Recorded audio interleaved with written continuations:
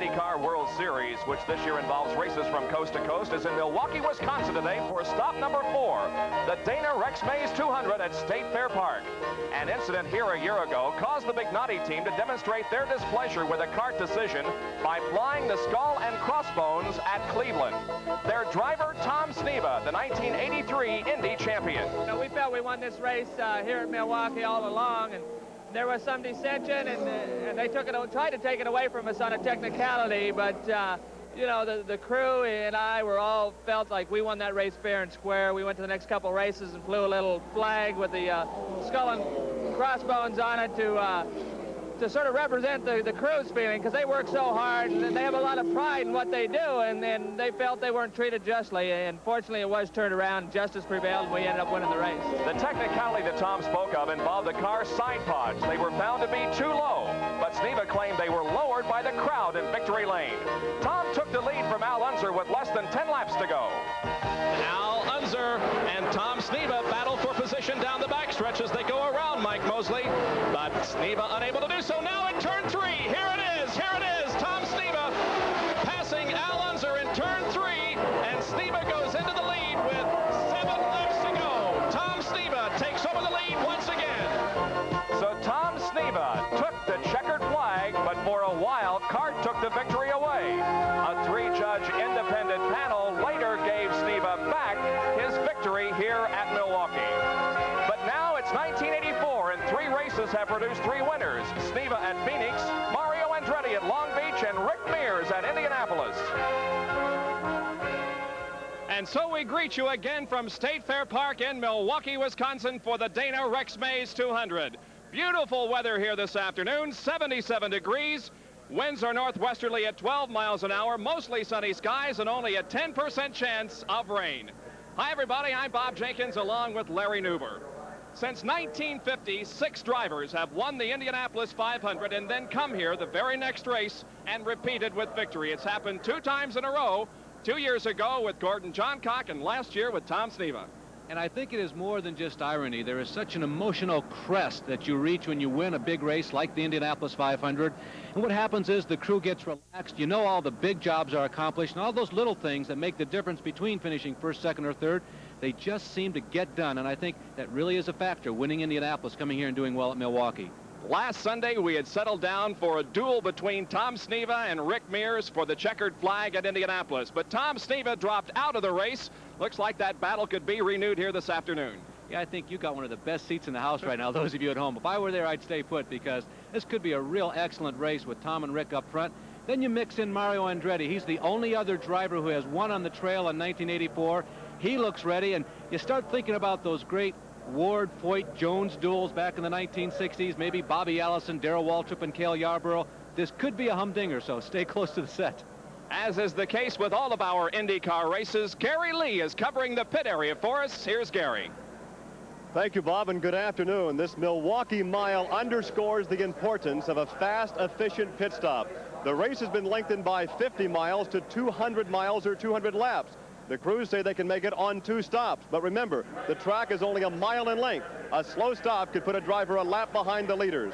This is the 4th stop of the championship series. We've had 3 different winners, and all 3 are starting up in front. On the pole, the winner 1 week ago at the Indianapolis 500, Rick Mears. Outside the front row, the winner at Phoenix, Tom Sneva. And inside the second row, the winner at Long Beach, Mario Andretti. It was just Friday that Andretti said he was looking forward to racing wheel to wheel and side by side with his son, Michael. He'll have that chance today because the Andrettis are starting side by side in row 2.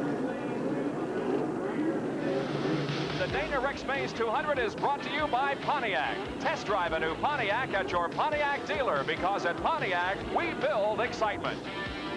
And by the Ask For Motor Oil, Pennzoil, protection worth asking for. And by TR3 Auto Polish. You want tough? TR3 is tough. Take it from Mr. T. We'll be back with more from State Fair Park and the Dana Rex Mays 200 in just a moment. It's been called one of the most innovative American cars ever.